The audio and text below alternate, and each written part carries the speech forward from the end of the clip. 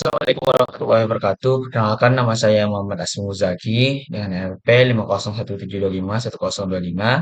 Di sini saya akan mempresentasikan bagaimana tentang chapter 1 yaitu perkenalan geologi, dasar-dasar tektonik, lempeng dan konsep penting lainnya. Di sini pertama-tama kita akan menjelaskan bagaimana geologi itu sangat penting bagi kita. Geologi itu sangat penting bagi kita karena semua hal yang kita ada di sini, dari laptop, dari HP, dari hal kecil aja seperti pensil, itu membutuhkan barang-barang yang ada hubungannya dengan geologi. Contohnya, seperti laptop, kita butuhkan nikel untuk pembuatan baterainya. Hal ini didapatkan dari mana? Yaitu dari pertambangan yang dibutuhkan dari pertambangan yang langsung berhubungan dengan geologi tersebut. Terus, selain kita membutuhkan alat-alat tersebut, kita juga bisa memahami bagaimana alam ini bekerja dan bagaimana supaya kita bisa manfaatkan alam ini dengan cara yang lebih baik. Contohnya kita bisa memahami bagaimana gempa tersebut terjadi, bagaimana tsunami terjadi, bagaimana gunung bisa meletus, dan bagaimana kita bisa merasakan gempa. Nah, dalam hal inilah kita juga bisa melakukan mitigasi terhadap bencana-bencana tersebut. Misalnya ketika ada gempa, kita harus berdiri di luar ruang terbuka untuk menghindari bangunan-bangunan roboh. Kita juga bisa ketika ada terjadi tsunami, kita bisa ke tempat yang lebih tinggi dan kita juga bisa membangun bangunan yang tahan akan gempa. Hal inilah yang bisa membuat bagaimana pentingnya kita mempelajari geologi. Sebenarnya, terus kita tidak mungkin aja memahami geologi dalam hal tersebut. Kita juga bisa memahami lingkungan kita. Bagaimana kita bisa mengekspor lingkungan kita dengan hal yang baik. Bagaimana kita bisa me- mengerjakan sesuatu yang tidak langsung mempengaruhi lingkungan kita. Dan itulah gunanya kita belajar hal geologi. Terus selanjutnya kita akan belajar tentang sistem bumi. Nah, bumi, bumi itu memiliki 4 aspek penting di dalamnya, yaitu yang saling berkaitan. Yang pertama adalah litosfer, yaitu berhubungan dengan lempeng, batu, dan segala jenis yang berhubungan dengannya. Yang kedua adalah hidrosfer yang berhubungan dengan air seperti samudra, eh, sungai, danau, terus atmosfer. Atmosfer ini berhubungan tentang udara kita dari bagian bawah, dari bagian permukaan tanah sampai atmosfer yang paling tinggi. Nah, itu berhubungan dengan atmosfer. Terus yang selanjutnya adalah biosfer, yaitu tentang makhluk hidup di dalamnya. Nah, 4 hal ini saling berkaitan. Contohnya, tentang litosfer dan hidrosfer. Nah, tsunami terjadi akibat dua hubungan ini. Pertama dari litosfer dahulu. Litosfer dari samudra terjadi gempa karena pergerakan lempeng yang akan mempengaruhi tinggi tinggi gelombang air yang akan menunjang daratan. Terus adalah hidrosfer dan atmosfer. Ini saling berhubungan tentang sirkulasi atmosfer, seperti uap air yang diambil dari lautan, terus menjadi awan, dan awan tersebut menjadi air yang kemudian kembali ke bagian dalam tanah, yang berhubungan dengan litosfer. Nah, air yang tersebut bisa menjadi penghidupan pada biosfer. Makanya hal 4 ini saling berkaitan dan saling tidak bisa dipisahkan. Terus selanjutnya kita juga akan belajar tentang bagaimana sistem bumi tersebut. Nah, sistem bumi ini kita andaikan seperti buah apel. Nah, kerak oh, terbagi sistem bumi itu terbagi menjadi 3, yaitu lempeng, mantel, dan juga inti. Nah, terus lempeng ini juga dibagi menjadi 2, yaitu lempeng samudra dan lempeng benua. Terus ada mantel atas dan mantel bawah dan juga inti dalam dan inti luar. Nah, ini kita andaikan seperti apel. Nah, lempeng itu seperti kulit apel yang ada di luarnya, sangat tipis sekali. Nah, kita seperti bakteri-bakteri yang bergerak di kulit apel tersebut. Nah, seperti itu. Makanya terus Kita juga tahu bagaimana kita juga tahu bagaimana lempeng kok bisa bergerak. Hal ini disebabkan karena pergerakan atau arus konveksi yang ada di dalam bumi ini. Contohnya, contohnya gini, perumpamannya. Ketika kita memanaskan air, nah, air tersebut pasti yang di bagian bawah, yang dekat pancir, dekat api, di sini pasti akan memiliki suhu yang lebih panas pada di atasnya. Nah, karena air yang bagian di sini memiliki suhu yang lebih panas pada air di sekitarnya, dan suhu yang lebih panas ini memiliki densitas yang lebih rendah, makanya air yang bagian dekat api ini akan bergerak ke atas. Nah, air yang lebih dingin yang di atas air yang panas ini akan turun ke bawah dan akan membentuk sirkulasi seperti arus konveksi. Nah, hal itu juga terjadi di mantel. Batuan yang lebih panas di bawah dan memiliki densitas lebih rendah akan naik ke atas, dan batuan yang lebih dingin akan bergerak ke bawah dan akan membentuk sirkulasi seperti tersebut, dan ini akan terjadi terus berulang. Makanya lempeng-lempeng di atas akan bergerak. Set. Nah, akan bergerak karena arus tersebut. Nah, hal ini nah, ini disebabkan ini digolongkan pada panas internal. Terus ada juga panas eksternal. Panas eksternal ini disebabkan oleh matahari. Contohnya, panas matahari bisa menyebabkan sirkulasi atmosfer. Sirkulasi atmosfer ini bisa menyebabkan batuan-batuan di bumi menjadi lapuk dan juga bisa tererosi. Terus lempeng-lempeng ini bergerak, dan pergerakan lempeng ini dibagi menjadi tiga, yaitu pergerakan divergen atau batas divergen, yaitu kedua adalah batas konvergen, yaitu pergerakan konvergen, dan batas transform. Nah, divergen adalah batas yang saling menjauh. Yang kedua adalah batas konvergen yang saling mendekat, dan juga batas transform, yaitu saling berpapasan. Nah, batas diver, batas kon, batas divergen ini biasanya terjadi pada tengah samudra, seperti mid-oceanic ridge yang hal yang paling umum yang dapat kita ketahui. Ketika lempeng tersebut saling menjauh karena pergerakan arus konveksi tersebut saling menjauh, saling menjauh.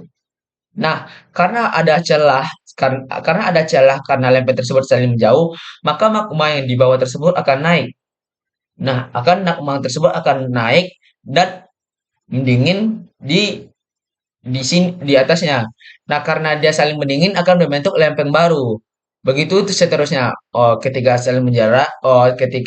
kedua lempeng menjauh, nah ada celah, magma tersebut akan terisi dan akan mendingin, menjauh, menjauh dan menjauh.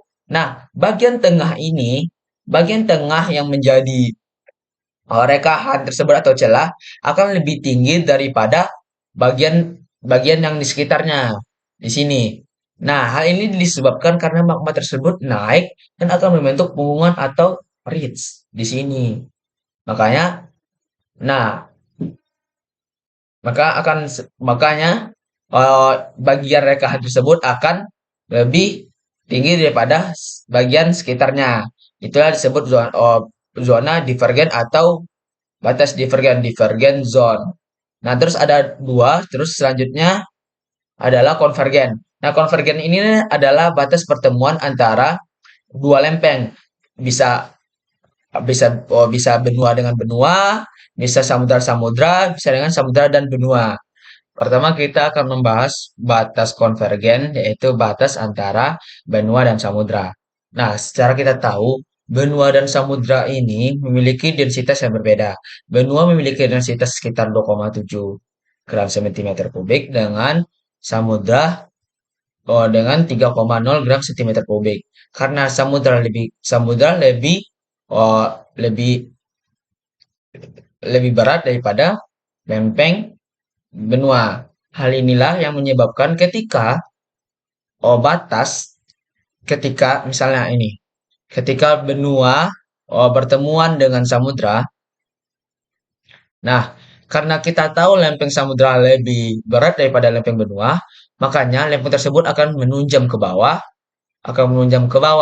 Nah, karena lempeng tersebut akan bergerak ke bawah dan akan bersentuhan dengan mantel, makanya batuan-batuan yang sekitar sini akan naik menjadi magma dan akan membentuk gunung api. Nah, akan membentuk gunung api. Hal inilah yang menyebabkan eh, batas antara lempeng samudra dan lempeng benua sering terjadi gunung api seperti yang ada pada Pulau Jawa dan Pulau Sumatera. Karena di sepanjang pesisir Pulau Sumatera dan Pulau Jawa akan terbentuk gunung-gunung berapi akibat pertemuan dari lempeng samudra dan lempeng benua tersebut. Yang kedua kita akan belajar kedua tentang konvergen dengan samudra dan samudra. Karena mereka memiliki densitas yang lebih lebih lebih lebih berat dan memiliki densitas yang sama. Namun, ketika lempeng samudra yang lebih berat, ada sesuatu yang lebih berat, maka akan menunjam ke bawah. Nah, sama seperti hal yang ada di batas konvergen benua dan samudra, yang samudra tersebut akan membentuk gunung berapi, namun akan terbentuknya di samudra. Karena lempeng tersebut adalah lempeng samudra dan akan terbentuk gunung berapi di samudra. Terus yang kedua adalah pertemuan lempeng benua dan lempeng benua. Hal ini disebabkan hal ini menyebabkan lempeng tersebut karena memiliki densitas yang sama, maka akan saling naik, ke atas. Nah, seperti ini. Dan biasanya tidak akan terbentuk gunung berapi seperti Gunung Himalaya. Nah, pertemuan antara benua dan benua ini dinamakan koalisi. Sedangkan benua dengan samudra dinamakan dengan subduksi. Nah, selanjutnya transform ini adalah pergerakan lempeng yang saling bersinggungan, namun tidak saling bertabrakan. Hal ini disebabkan karena batas divergen. Ketika batas divergen seperti ini, saling menjauh, namun di bagian lain juga terjadi saling menjauh, maka lempeng tersebut akan bergeser seperti gambar di bawah ini. Nah, seperti gambar ini. Nah, kedua lempeng ini saling menjauh dan sini terjadi juga lempeng saling menjauh, maka pergerakan ini yang disebut transform. Nah, di sini transform karena akan saling menjauh. Nah, terkadang di sini juga bisa terjadi gempa karena saling bersinggungan seperti contohnya sesar San Andreas.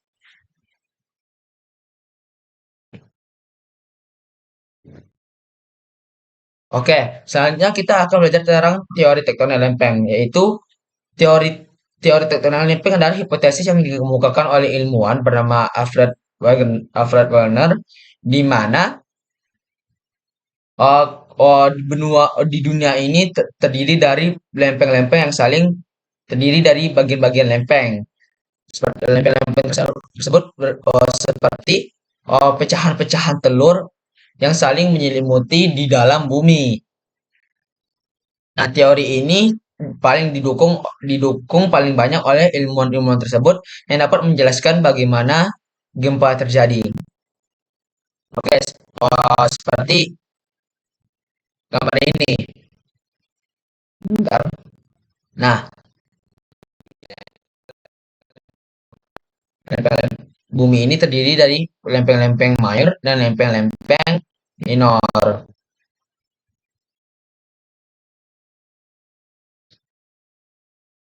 Sekarang kita akan membahas tentang chapter 2. Chapter 2 ini adalah berisi tentang interior bumi dan sifat geofisikanya. Di sini kita belajar tentang bukti dari gelombang seismik, struktur internal bumi, isostasi, pengukuran gravitasi, menerbangkan bumi, dan panas di dalam bumi. Nah, pernah nggak kita bertanya-tanya bagaimana seorang ilmuwan mengetahui bahwa bumi itu terdiri dari beberapa bagian? Dari bagian kerak, bagaimana ilmuwan itu tahu ada kerak? ada mantel dan ada juga inti. Nah, hal ini dapat dibuktikan dari gelombang seismik. Gelombang seismik dari gempa bumi dapat menembus bagian seluruh bumi, dan juga ledakan bom nuklir juga akan menghasilkan gelombang seismik yang mirip dengan gelombang gempa. Nah, ahli geologi tersebut memperoleh informasi bahwa interior bumi itu mengalami terjadi beberapa bagian karena gelombang tersebut. Nah, gelombang tersebut dapat dipelajari dengan cara refleksi dan juga refraksi. Apa itu refleksi? Refleksi adalah metode yang digunakan ketika gelombang tersebut ketika suatu pusat terjadi gempa dan gelombang tersebut kembali ke permukaan bumi setelah gelombang tersebut memantul dari batas batuan.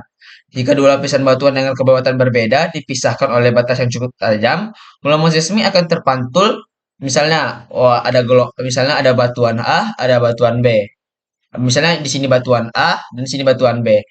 Pertama terjadi gempa di bagian sini, terjadi gempa di sini, gelombang tersebut akan merambat di batuan A, namun akan terpantul kembali ke permukaan ketika di atas batuan B karena memiliki perbedaan kepadatan yang berbeda. Nah, gelombang tersebut itu akan terekam pada seismograf dan waktu yang dibutuhkan ketika gelombang tersebut dari epicentrumnya menuju untuk dipantulkan itulah akan dihitung. Nah, waktu yang dihitung tersebutlah akan menunjukkan bagaimana kedalaman dari batuan tersebut. Nah, selanjutnya ada dua metode satu lagi yaitu metode refraksi, yaitu pembelokan gelombang seismik saat berpindah dari satu material ke material lainnya. Contohnya di sini terjadi gempa dan sini ada gelombang, di sini ada lapisan B. Gelombang tersebut akan bergerak ke lapisan B dan dibelokkan. Nah, akan mengalami kecepatan yang lebih tinggi pada bagian atasnya. Itulah yang dinamakan refraksi. Nah, dari dua gelombang inilah dapat diketahui bumi itu mengalami terdiri dari beberapa bagian yaitu inti, mantel, dari kerak, inti dan mantel. Nah, dari gelombang tersebut juga kita ketahui bahwa kerak itu terbagi menjadi dua yaitu kerak benua dan kerak samudra. Seperti ini jadinya refleksi tersebut, refleksi dan refraksinya. Nah,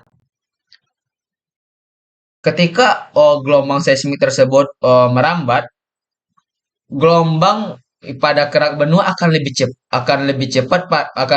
gelombang pada kerak samudra akan lebih cepat daripada gelombang kerak benua. Karena perbedaan kecepatan dua inilah oh, para ilmuwan mengetahui bahwa kerak bumi itu terdiri dari dua bagian yaitu kerak samudra dan kerak benua.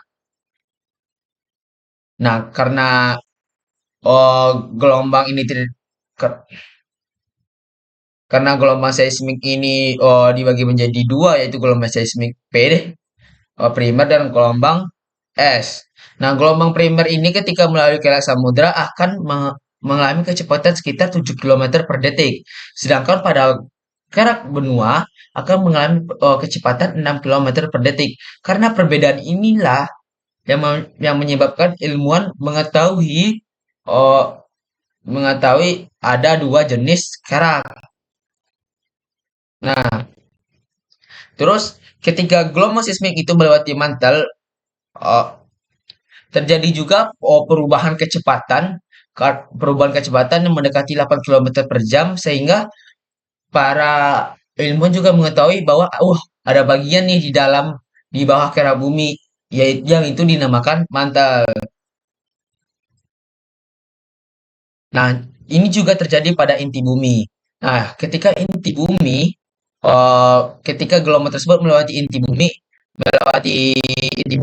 gelombang tersebut eh, terekam secara berbelok ketika melewati inti bumi. Nah, kan kita tahu bahwa gelombang tersebut terdiri dari dua, P dan S. Nah, ketika gelombang P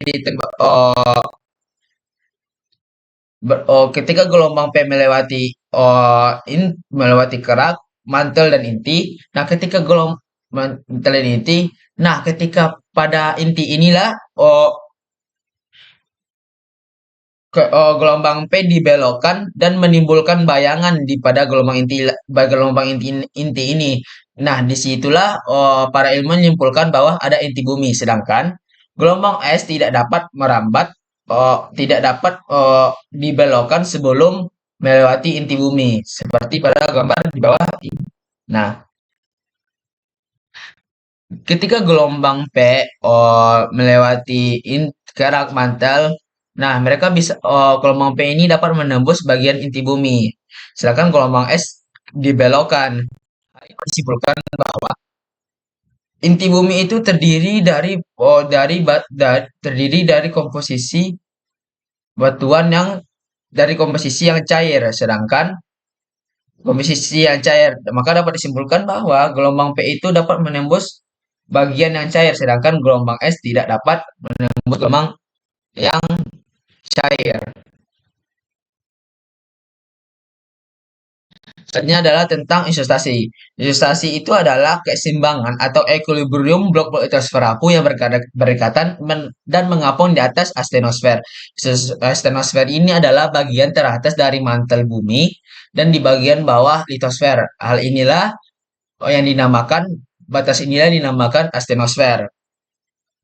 Karena litosfer memiliki berat yang lebih ringan daripada muatan mantel, kerak bumi dapat dianggap mengapung di atas mantel yang lebih padat, seperti kayu mengapung di atas air. Nah, seperti ini. Seperti ini, isostasi adalah mengapung di bagian atas air. Misalnya pada balok-balok kayu yang mengapung di atas tersebut akan naik atau tenggelam sehingga memindahkan sejumlah air yang di bagian bawah sama dengan beratnya sendiri. Berat air yang dipindahkan akan mengapung di atas balok-balok kayu sehingga balok tersebut dapat mengapung. Nah, seperti hal yang ada di bawah ini. Contoh. Nah, isostasi itu seperti ini. Ketika suatu benda, misalnya misalnya ada suatu balon diletakkan, ketika kita menekan bagian atas balon tersebut, maka balon tersebut akan melengkung. Seperti balon tersebut, begitu juga dengan yang ada di bumi ini. Ketika suatu gunung berada, maka gunung tersebut akan tenggelam dan mantel tersebut akan mengalami kayak melengkung seperti ini. Nah, hal inilah yang dinamakan investasi. Ketika suatu benda akan mencari suatu titik agar benda tersebut tidak tenggelam dan juga mencapai titik keseimbangannya. Hal inilah yang membuat dia dapat menjelaskan bagaimana gunung yang begitu besar dan begitu berat dapat tidak tenggelam ke dalam mantel bumi. Nah, seperti glasier ini, ketika glasier tersebut diletakkan di atas lempeng, nah, maka glasier tersebut maka berat dari glasier itu akan ke bawah. Nah, ketika akan ke bawah, maka ini akan mencapai titik namanya isostasi. Nah, titik isostasi inilah keseimbangan antara dua balok ini.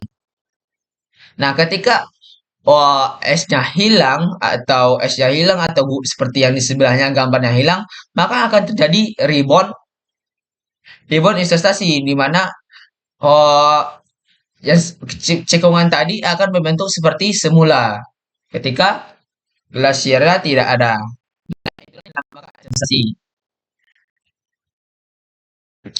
Nah, selanjutnya adalah pengukuran gravitasi. Pengukuran gravitasi ini didasarkan pada hukum gravitasi Newton, yaitu gaya gravitasi antara dua benda berubah tergantung pada massa benda dan jarak di antara keduanya.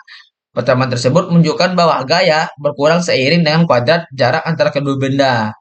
Nah, ini dilihat dari rumus ini. Gaya gravitasi antara A dan B sama dengan konstan dikali massa A dikali massa B per jaraknya dikuadratkan. Hal ini bisa dihitung menggunakan alat yang namanya meter gravitasi, yaitu gravimeter. Nah, nilai gravitasi yang lebih tinggi dari gravitasi regional normal disebut anomali gravitasi positif. Hal ini dapat mengindikasikan bahwa tektonik menahan suatu wilayah agar tidak mencapai keseimbangan isostatik. Seperti yang ada di gambar bawah ini. Nah, inilah yang menyebabkan adanya positif gravitasi anomali. Nah, bahwa hal ini tidak menunjukkan bahwa tidak terjadi keseimbangan isostasik di bagian ini. Nah, selanjutnya adalah anomali gravitasi negatif, yaitu pembacaan gravitasi yang lebih rendah daripada gravitasi regional normal. Menunjukkan hal ini menunjukkan bahwa suatu wilayah tersebut sedang dipertahankan atau terdapat defisiensi massa lokal karena alasan lain, seperti bagian di bawah ini. Nah, terjadi gravitasi negatif anomali. Nah, ketika yang seperti yang saya jelaskan di atas seperti bagian ini, ketika menjadi rebound isostasik, ini juga menjadi salah satu bentuk bahwa dia itu mengalami anomali gravitasi negatif.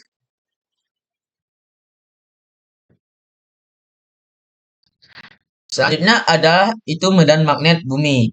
Medan magnet bumi ini terjadi karena pergerakan inti bumi, pergerakan inti luar bumi yang cair menyebabkan terjadinya menyebabkan terjadinya medan magnet bumi. Hal ini disebabkan karena ketika inti luar sangat panas dan mengalir dengan kecepatan beberapa kilometer per tahun dalam arus konveksi yang besar, nah, logam berkonveksi menciptakan alur listrik yang selanjutnya menciptakan medan magnet. Karena ketika inti luar ini bergerak sangat cepat, maka akan menyebabkan arus listrik. Ketika dia bergerak cepat akan menyebabkan arus listrik dan arus listrik ini yang akan menyebabkan medan magnet. Nah, medan magnet inilah yang akan yang akan medan magnet ini medan magnet bumi ini terbentuk terdiri dari dua kutub yaitu menyebabkan dua kutub yaitu kutub utara dan kutub selatan. Kutub selatan magnet dan kutub utara magnet bumi. Nah, namun karena pergerakannya inilah yang bisa menyebabkan kedua kutub tersebut bisa kebalik atau terjadinya pembalikan magnetik. Hal ini didasari pada banyak batuan menyimpan catatan kekuatan arah medan magnet pada saat batuan tersebut terbentuk. Nah, karena batuan menyimpan kekuatan arah medan magnet pada tahun tersebut, makanya kita dapat menemukan bahwa terjadi perubahan arah yang berbeda pada suatu masa tertentu seperti ketiga gambar tersebut. Nah, di sini kita lihat dapat jelaskan bahwa terjadi perbedaan antara gaya medan magnet pada tahun tersebut. Di sini beda dan sini juga kelihatan beda.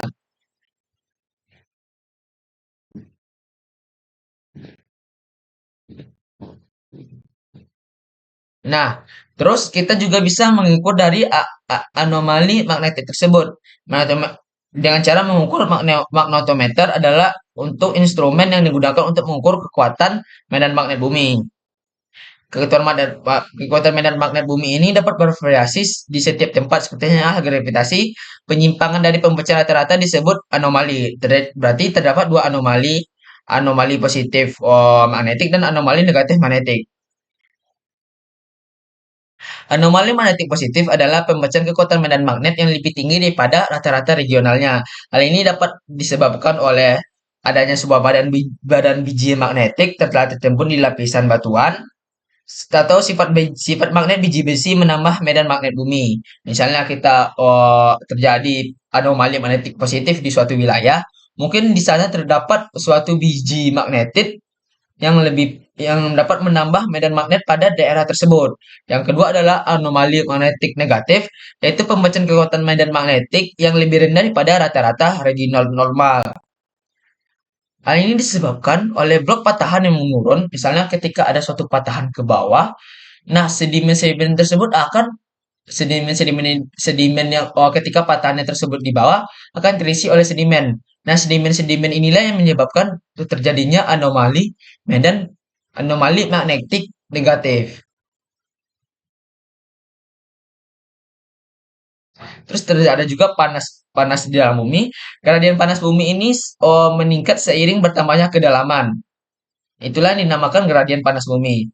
Nah, gradien bumi itu memiliki gradien panas sekitar 25 derajat Celcius per kilometer. Berarti ketika kita menggali 1 kilometer ke bawah, maka oh, maka pertambahan suhunya sekitar 25 derajat. Bagaimana jika 10? Maka terjadi 250 derajat Celcius penambahan suhunya. Kenapa ini terjadi? Karena adanya peluruhan radioaktif di dalam inti bumi sehingga bumi itu menghasilkan panas. Nah, terus ada juga aliran panas yang jumlah kecil panas yang terukur dari inter bumi hilang secara bertahap melalui permukaan. Hilangnya panas tersebut secara bertahap melalui permukaan bumi yang ini disebut aliran panas. Beberapa wilayah di bumi memiliki aliran panas yang lebih tinggi sehingga yang dapat disebabkan oleh keberadaan magma atau pluton yang masih mendingin di dekat permukaan. Ketika ketika kita jalan suatu batuan dan itu mengalami aliran panas yang masih tinggi, maka terdapat magma atau pluton yang masih mendingin di sekitar tersebut. Oke, sekian dari saya. Assalamualaikum warahmatullahi wabarakatuh.